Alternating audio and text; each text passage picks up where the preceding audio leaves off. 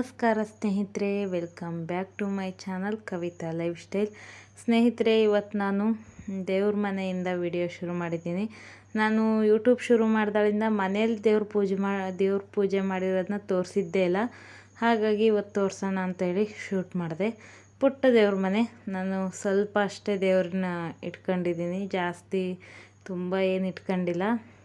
ಇಷ್ಟೇ ಸಾಕು ಅನಿಸ್ತತೆ. ಕ್ಲೀನ್ ಮಾಡೋಕ್ಕಾಗಲಿ, ಪೂಜೆ ಮಾಡೋಕ್ಕಾಗಲಿ ನಂಗೆ ಜಾಸ್ತಿ ಇದ್ದರೆ ಅಷ್ಟೊಂದು ಇದಾಗಲ್ಲ. ಇಲ್ಲಿ ಇಷ್ಟೇ ಸಾಕು ಅನಿಸ್ತು. ಇದ್ರ ದೇವ್ರ ಕಟ್ಟೆನೂ ಕೂಡ ಸಣ್ಣದೇ ಇದೆ, ಚಿಕ್ಕದು. ಹಾಗಾಗಿ ಇಷ್ಟು ದೇವ್ರನ್ನ ಇಟ್ಕೊಂಡಿದ್ದೀನಿ. ನೋಡಿ, ಪೂಜೆ ಮಾಡಿದ್ದೀನಿ. ಇವತ್ತಿನ ಪೂಜೆ ಕೂಡ ಆಗಿದೆ. ನಾನು ಪ್ರತಿ ವಿಡಿಯೋದಲ್ಲೂ ಪೂಜೆ ಆಗಿದೆ ಅಂತಿದ್ದೆ, ವಿಡಿಯೋನೇ ಮಾಡಿರಲಿಲ್ಲ. ಹಾಗಾಗಿ ಈ ವಿಡಿಯೋದಲ್ಲಿ ಮಾಡಿದೆ. ಅದಾದ ನಂತರ ಇವತ್ತು ಮನೆಗೆ ನಾವು ಊರಿಂದ ಅಮ್ಮ ಬರ್ತೀವಿ ಅಂತ ಹೇಳಿದರು. ಅವ್ರ ಜೊತೆ ನಮ್ಮ ದೊಡ್ಡಮ್ಮಂದರು ಬರ್ತಾರೆ ಅಂತ ಹೇಳಿದರು. ಹಂಗಾಗಿ ನಾನು ಅಡುಗೆ ಮಾಡಿದ್ದೀನಿ. ಇಲ್ಲಿ ಚಿತ್ರಾನ್ನ ಹುಳಿ, ಹಾಗೆ ಹೆಸರುಬೇಳೆ ಪಾಯಸ ತೋರಿಸಿದೆ, ಸಾಂಬಾರು. ಇನ್ನು ಅನ್ನ ಒಂದಾಗಬೇಕು. ಅವ್ರು ಬರೋದನ್ನೇ ಕಾಯ್ತಾಯಿದ್ದೀನಿ. ಪಾಪನ್ನ ಸ್ನಾನ ಮಾಡಿಸಿ ಮಲಗಿಸಿದ್ದೀನಿ. ಅಡುಗೆ ಮನೆಯೆಲ್ಲ ಫುಲ್ ಕ್ಲೀನ್ ಇದೆ. ಇನ್ನು ಅವ್ರು ಬಂದ ತಕ್ಷಣ ಅನ್ನ ಒಂದು ಮಾಡಿದರೆ ಆಯಿತು. ಇವತ್ತಿನ ವಿಡಿಯೋ ಹೇಗಿರುತ್ತೆ ನೋಡೋಣ ಬನ್ನಿ. ನೋಡಿ, ಇವಾಗ ಅಮ್ಮ ದೊಡ್ಡಮ್ಮ ಅವರು ಬಂದರು. ಒಂದು 5 ಜನ ಬರ್ತಾರೆ ಅಂತ ಹೇಳಿದರು. ನೋಡಿದರೆ ಇವ್ರು 3 ಬಂದರು. ಬ್ಲ್ಯಾಕ್ ಸೀರೆ ಉಟ್ಕೊಂಡಿದ್ದಾರಲ್ವ, ಇವರೇ ನಮ್ಮಮ್ಮ. ಅವರಿಬ್ಬರು ದೊಡ್ಡಮ್ಮರಾಗಬೇಕು. ನಮ್ಮ ಪಾಪು ಅವ್ರು ಬಂದಿರೋದು ನೋಡಿ ಫುಲ್ ಖುಷಿಯಾಗಿಬಿಟ್ಟಿದ್ದಾನೆ.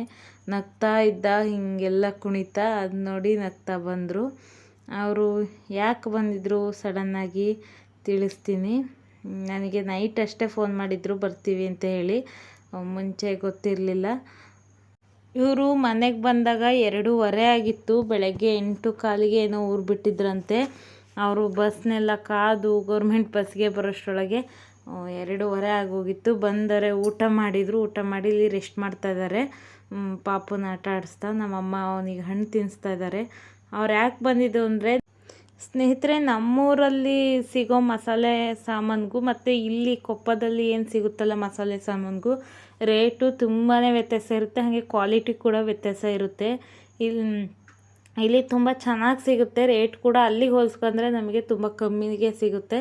ಹಾಗಾಗಿ ನಮ್ಮ ದೊಡ್ಡಮ್ಮಂದ್ರಿಗೆಲ್ಲ ಏನೋ ಬೇಕಿತ್ತಂತೆ ಮಸಾಲೆ ಪದಾರ್ಥಗಳು. ಅದಕ್ಕಾಗಿಯೇ ಬಂದಿದ್ದರು. ತುಂಬಾ ಡಿಫ್ರೆನ್ಸ್ ಇದೆ ತಗೊಳ್ಳೋದ್ರಲ್ಲಿ. ಒಂದು ಹತ್ತತ್ರ 500-600 ರೂಪಾಯಿ ತನಕ, 1 kgಗೆ 500-600 ರೂಪಾಯಿ ತನಕನೂ ಡಿಫ್ರೆನ್ಸ್ ಸಿಗುತ್ತೆ ಕೆಲವೊಂದು ಪದಾರ್ಥಗಳಿಗೆ. ಹಾಗಾಗಿ ಬಂದಿದ್ದರು. ನೋಡಿ, ತೋರಿಸ್ತಾ ಇದ್ದಾರೆ. ಏಲಕ್ಕಿ ತಗೊಂಡಿದ್ದಾರೆ, ಲವಂಗ, ಜಾಯಿಕಾಯಿ, ಚಕ್ಕೆ, ಮರಾಠ ಮೊಗ್ಗು, ಈ ಥರ ಎಲ್ಲ ಥರದ್ದು ಮಸಾಲೆ ಪದಾರ್ಥನೂ ತಗೊಂಡಿದ್ರು. ಇದನ್ನೆಲ್ಲ ನೋಡಿ ಒಂದು ಸ್ವಲ್ಪ ಹೊತ್ತು ಮಾತಾಡ್ತಾ ಕೂತ್ವಿ. ತುಂಬ ದಿನ ಆದಮೇಲೆ ಸಿಕ್ಕಿದ್ವಲ್ವ ಸ್ನೇಹಿತರೆ. ಇವಾಗ ಸಂಜೆ 6 ಗಂಟೆ ಟೈಮು ಅಂದ್ಕೊತೀನಿ. ಅಮ್ಮ ಅವ್ರು ಬಂದಿದ್ದು ನೋಡಿದ್ರಲ್ವ, ಅವರು ಹೋದರು ವಾಪಸ್ಸು. ಅವ್ರು ಬರೋದ್ರೊಳಗೆ ಮಧ್ಯಾಹ್ನ 2:15 ಆಗಿತ್ತು. ಬಂದು ಊಟ ಮಾಡ್ಕೊಂಡು ಮತ್ತೆ ವಾಪಸ್ ಹೋದರು. ಅವರು ಇವತ್ತು ಉಳಿಲಿಲ್ಲ. ನೆಕ್ಸ್ಟ್ ಟೈಮ್ ಬಂದಾಗ ಉಳ್ಕೊಳ್ತೀವಿ ಅಂತ ಹೇಳಿದರು. ಕೆಲಸ ಇತ್ತಂತ ಊರಲ್ಲಿ. ಹಾಗಾಗಿ ಬಂದು ವಾಪಸ್ ಹೋದರು. ಅವ್ರು ಬರ್ತಾ ನನಗೆ ಏನೆಲ್ಲ ತಂದಿದ್ರು ಅನ್ನೋದನ್ನ ತೋರಿಸ್ತೀನಿ. ಹಪ್ಪಳ, ಈ ವರ್ಷ ಮಾಡಿರೋ ಹಪ್ಪಳ ತಗೊಂಬಂದಿದ್ದಾರೆ, ನೋಡ್ಬೋದು. ಇದು ಜೋಳದ ಹಪ್ಪಳ. ಜೋಳದ ಹಪ್ಪಳ ಅಂತಾರೆ ಇದಕ್ಕೆ, ಈ ಹಪ್ಪಳ. ಮತ್ತು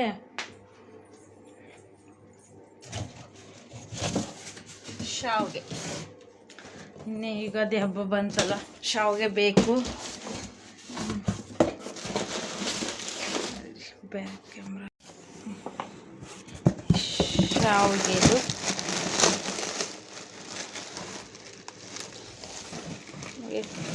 ಹೊಯ್ ಹಪ್ಪಳ, ಸಂಡಿಗೆ, ಈ ಥರದ್ದು ಸಂಡಿಗೆ. ಇದು ಮಸಾಲ ಸಂಡಿಗೆ ಅಂತೆ.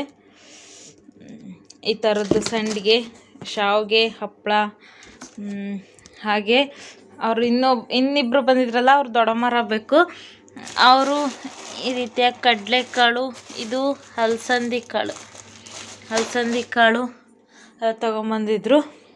ಇನ್ನು ಇದನ್ನೆಲ್ಲ ಎತ್ತಿಟ್ಕೋಬೇಕು, ಹುಳ ಆಗದೆ ಇರೋ ಥರ ಒಂದು ಟೈಟ್ ಆಗದೆ ಇರೋ ಡಬ್ಬದಲ್ಲಿ, ಮುಚ್ಚಳ ಟೈಟ್ ಇರೋ ಡಬ್ಬದಲ್ಲಿ ಹಾಕಿ ಎತ್ತಿಡ್ಕೊಬೇಕು. ಇನ್ನು ನಾನು ಒಂದು 5 ಜನ ಬರ್ತಾರೆ ಅಂತ ಅಂದ್ಕೊಂಡಿದ್ದೆ. ನೋಡಿದ್ರೆ ಅವ್ರು 3 ಬಂದರು. ಅಡುಗೆ ತುಂಬ ಉಳಿದಿದೆ, ರಾತ್ರಿಗೆ ಅದೇ ಅಡುಗೆ ಆಗುತ್ತೆ. ನೋಡಿ ಇಲ್ಲಿ ಇಟ್ಟಿದ್ದೀನಿ. ಇನ್ನು ಇದನ್ನೆಲ್ಲ ಎತ್ತಿಡ್ಕೋಬೇಕು. ನಾನು ಅಮ್ಮ ತರ್ತಾರೆ ಅನ್ನೋದು ಗೊತ್ತಿರಲಿಲ್ಲ, ಹಪ್ಪಳ ಮತ್ತು ಶಾವಿಗೆನ. ನಂಗೆ ನಾನು ಅಕ್ಕನೂರಿಗೆ ಹೋಗಿದ್ನಲ್ವ, 8 ದಿನ ಇದ್ದೆ. ಅಕ್ಕನೂ ಕೊಟ್ಟು ಕಳಿಸಿದ್ರು ಈ ವರ್ಷದ್ದು ಹಪ್ಪಳ, ಸಂಡಿಗೆ. ನಾನು ಜಾಸ್ತಿ ತಂದು ಇಟ್ಕೊಳ್ಳಲ್ಲ, ಇಲ್ಲಿ ಇಟ್ಕೊಂಡ್ರು ಮಳೆಗಾಲದಲ್ಲಿ ಹುಳ ಬಿಡ್ತಾವೆ ಬೇಗ. ನನಗೆ ಇಟ್ಕೊಳಕ್ಕೆ ಅಷ್ಟು ದೊಡ್ಡ ಡಬ್ಬನೂ ಇಲ್ಲ, ನಾನು ತಗೊಂಡಿಲ್ಲ. ಎಷ್ಟು ಬೇಕೋ ಅಷ್ಟೇ ಇಟ್ಕೊಂಡಿದ್ದೀನಿ. ಇವನ್ನೆಲ್ಲ ಸ್ಟೋರ್ ಮಾಡಬೇಕು ಅಂದರೆ ಒಂದು ಸ್ವಲ್ಪ ದೊಡ್ಡ ಡಬ್ಬ ಬೇಕು, ಅವೇನೂ ಇಲ್ಲ. ಹಂಗೆ ನಾನು ಹೆಚ್ಚು ತಂದು ಇಟ್ಕೊಳಲ್ಲ. ನನಗೆ ಖಾಲಿ ಆದಮೇಲೆ ಬೇಕು ಅನಿಸ್ದಾಗ ಹೋಗಿ ತರ್ತೀನಿ, ಊರಿಗೆ ಹೋದಾಗ ತರ್ತೀನಿ. ಹಂಗೆ ನಾನು ಎಷ್ಟು ಬೇಕೋ ಅಷ್ಟು ಅಕ್ಕನ ಹತ್ರ ಒಂದು ಕಟ್ಟು ಶಾವಿಗೆ ಮತ್ತು ಇಷ್ಟು ಹಪ್ಪಳ ಸಂಡಿಗೆ ತಂದಿದ್ದೆ. ನೋಡಿದರೆ ನಮ್ಮಮ್ಮ ಇಷ್ಟು ತಗೊಂಬಂದಿದ್ದಾರೆ. ಈಗ ಇವನ್ನ ಎತ್ತಿಡ್ಲಿಕ್ಕೆ ಏನು ನೋಡ್ಬೇಕು ಯಾವುದ್ರಲ್ಲಿ ಇಡಬೇಕು ಅಂತ ನೋಡೋಣ ಬನ್ನಿ. ಅಮ್ಮ ಹಿಂಗೆ ಹೋದ್ರು, ಬೇಜಾರಾಯ್ತು. ಇರ್ಬೋದಾಗಿತ್ತು 1-2 ದಿನ, ಆದರೆ ಅಲ್ಲೂ ಕೆಲಸ ಅಲ್ವ, ಹಣ್ಣುಗೂ ಊಟಕ್ಕೆಲ್ಲ ತೊಂದರೆ ಆಕತ್ತೆ. ಹಂಗಾಗಿ ಹೋದ್ರು. ಅಲ್ಲಿ ಇನ್ನು ಮನೆ ಕೆಲಸ ಆಗ್ತಾಯಿದೆ, ಮನೆ ಕಟ್ತಾ ಇರೋದು. ಹಾಗಾಗಿ ಇಲ್ಲಿ ನೆಕ್ಸ್ಟ್ ಟೈಮ್ ಬಂದಾಗ ಉಳ್ಕೊಳ್ತೀವಿ ಅಂತ ಹೇಳಿದ್ದಾರೆ. ನೋಡೋಣ ಯಾವಾಗ ಬರ್ತಾರೆ, ಯಾವಾಗ ಉಳ್ಕೊಳ್ತಾರೆ, ಯಾವಾಗ ಉಳಿತಾರೆ ಅಂತ. ಇನ್ನು ಪಾಪು ಮಲಗಿದ್ದಾನೆ ಇವಾಗ. ಒಂದು ಅರ್ಧ ಗಂಟೆ ಮಲಗ್ತಾನಷ್ಟೇ, ಜಾಸ್ತಿ ಮಲಗಲ್ಲ ಸಂಜೆ. ಇವ್ರು ಬಂದಮೇಲೆ ದೇವಸ್ಥಾನಕ್ಕೆ ಹೋಗೋ ಪ್ಲ್ಯಾನ್ ಇದೆ ಇವತ್ತು, ವೀರಭದ್ರೇಶ್ವರ ದೇವಸ್ಥಾನಕ್ಕೆ. ಹೋದರೆ ವಿಡಿಯೋ ಮಾಡ್ತೀನಿ, ನೋಡೋಣ, ಮಾಡೋಕ್ಕಾದರೆ ವಿಡಿಯೋ ಮಾಡ್ತೀನಿ. ಬನ್ನಿ ವಿಡಿಯೋ ಕಂಟಿನ್ಯೂ ಮಾಡ್ತೀನಿ. ಸ್ನೇಹಿತರೆ, ನಾವಿವಾಗ ಸಂಜೆ 7:15 ಆಗ್ತಾಯಿದೆ. ನಮ್ಮ ಮನೆಯವ್ರು ಬಾಡಿಗೆ ಮುಗಿಸ್ಕೊಂಬಂದರು. ದೇವಸ್ಥಾನಕ್ಕೆ ಹೊರಟಿದ್ದೀವಿ, ವೀರಭದ್ರೇಶ್ವರ ದೇವಸ್ಥಾನಕ್ಕೆ ಹೋಗಿ ಬರೋಣ ಅಂಥೇಳಿ. ನಾವು ನಮಗೆ ಟೈಮ್ ಸಿಕ್ಕಾಗೆಲ್ಲ ನಮಗೆ ಹೋಗಬೇಕು ಅನಿಸ್ದಾಗ ಹೋಗ್ತಾನೆ ಇರ್ತೀವಿ ದೇವಸ್ಥಾನಕ್ಕೆ. ಇವತ್ತು ಬೆಳಗ್ಗೆನೇ ಮಾತಾಡ್ಕೊಂಡಿದ್ವಿ ಸಂಜೆ ದೇವಸ್ಥಾನಕ್ಕೆ ಹೋಗೋಣ ಅಂತ ಹೇಳಿ. ಹಾಗಾಗಿ ಹೊರಟ್ವಿ. ಬನ್ನಿ, ನಿಮ್ಮನ್ನು ಕರ್ಕೊಂಡು ಹೋಗ್ತೀನಿ. ಲಾಸ್ಟ್ ಒಂದು ವಿಡಿಯೋದಲ್ಲೂ ತೋರಿಸಿದ್ದೆ ವೀರಭದ್ರೇಶ್ವರ ದೇವಸ್ಥಾನನ, ಇವತ್ತು ಕೂಡ ತೋರಿಸ್ತೀನಿ.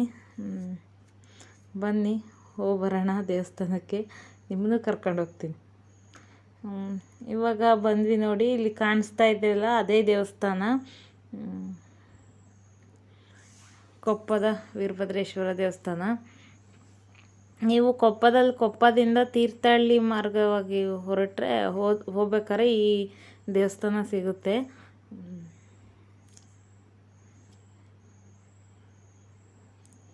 ನಮಗೆ ಈ ದೇವಸ್ಥಾನಕ್ಕೆ ಬರೋದು ಒಂಥರ ನೆಮ್ಮದಿ ಸ್ನೇಹಿತರೆ.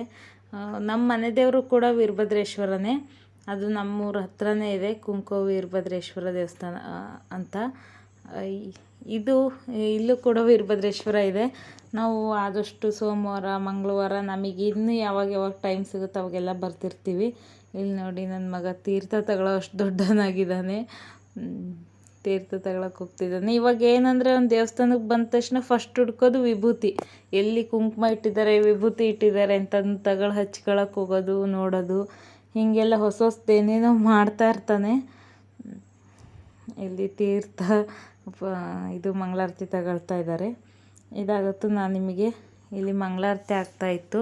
ವೀರಭದ್ರ ಸ್ವಾಮಿನೂ ತೋರಿಸ್ತಾ ಇದ್ದೀನಿ ನೋಡಿ, ಎಷ್ಟು ಚೆನ್ನಾಗಿ ಅಲಂಕಾರ ಮಾಡಿದ್ರು ಅಂತೀರಾ, ತುಂಬ ಚೆನ್ನಾಗಿ ಕಾಣಿಸ್ತಾ ಇತ್ತು. ತಣ್ಣಗಿರುತ್ತೆ ದೇವಸ್ಥಾನದೊಳಗೆ, ಒಂಥರ ಪ್ರಶಾಂತವಾಗಿ. ನಾವೊಂದು 1/4 ಗಂಟೆ ಅಂತೂ ಕೂತಿದ್ದು ಬರ್ತೀವಿ, ಒಂಥರ ಮನಸ್ಸಿಗೆ ಸಮಾಧಾನ ಆಗುತ್ತೆ. ಇನ್ನು ನಾನು ಮನೆಗೆ ಹೋಗೋದು ಸಿಗ್ತೀನಿ. ಮನೆಗೆ ಬಂದ್ವಿ ಸ್ನೇಹಿತರೆ, ಡ್ರೆಸ್ ಚೇಂಜ್ ಮಾಡಿ ನಾನಿಲ್ಲಿ ಒಂದು ಕಡೆ ಪಾಯಸ ಬಿಸಿಗಿಡ್ತಾಯಿದ್ದೀನಿ, ಇನ್ನೊಂದು ಕಡೆ ಸಾಂಬಾರು ಬಿಸಿಗಿಟ್ಟಿದ್ದೀನಿ. ಮಧ್ಯಾಹ್ನದ ನಾನು ಇವಾಗ ಏನೂ ಅಡುಗೆ ಮಾಡೋದಿರಲಿಲ್ಲ, ಮಧ್ಯಾಹ್ನದ ಅಡುಗೆನೇ ತುಂಬ ಉಳಿದಿತ್ತು, ಅದನ್ನು ಊಟ ಮಾಡಿದರೆ ಸಾಕು, ಇವಾಗ ಕರೆಕ್ಟ್ ಆಗೋ ಅಷ್ಟಿತ್ತು. ನಮ್ಮನೆಯವರು ಮಧ್ಯಾಹ್ನ ಊಟಕ್ಕೆ ಬಂದಿರಲಿಲ್ಲ, ಅಂದರೆ ಬಂದರು ಸಂಜೆ ಎಲ್ಲ 4:15 ಆಗಿತ್ತು. ಅವರಿಗೆ ಊಟದ ಅಷ್ಟು ಸರಿ ಆಗಿರಲಿಲ್ಲ. ಹಾಗಾಗಿ ಇವಾಗ ನಾನು ಊಟಕ್ಕೆ ಎಲ್ಲ ರೆಡಿ ಮಾಡ್ತಾಯಿದ್ದೀನಿ. ಅವ್ರಿಗೆ ಚಿತ್ರಾನ್ನ ಅಂದರೆ ಇಷ್ಟ. ಇವಾಗ ಚಿತ್ರಾನ್ನನೂ ಒಗ್ಗರಣೆ ಇದೆ, ಕಲಿಸ್ಬೇಕಷ್ಟೆ.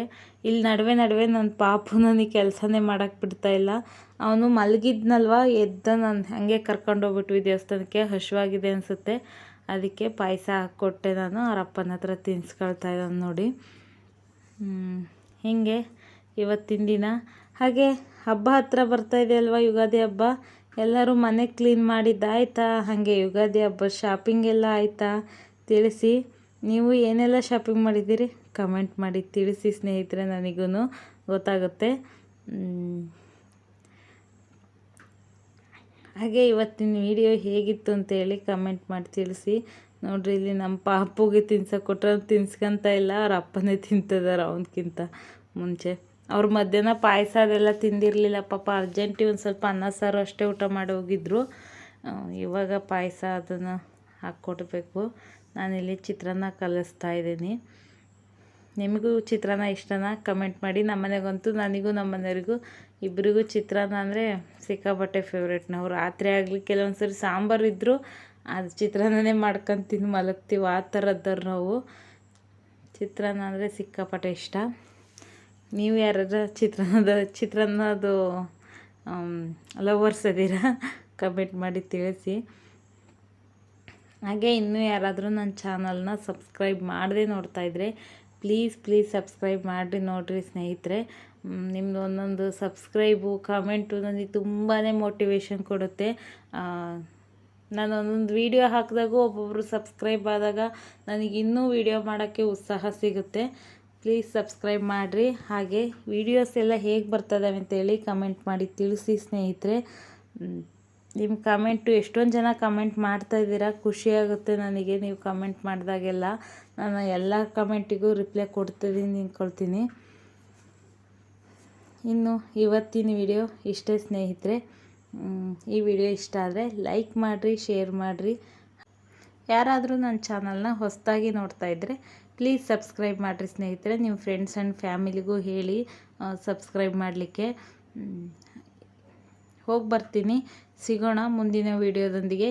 ಈ ವಿಡಿಯೋ ನೋಡಿದ್ದಕ್ಕಾಗಿ ಧನ್ಯವಾದಗಳು.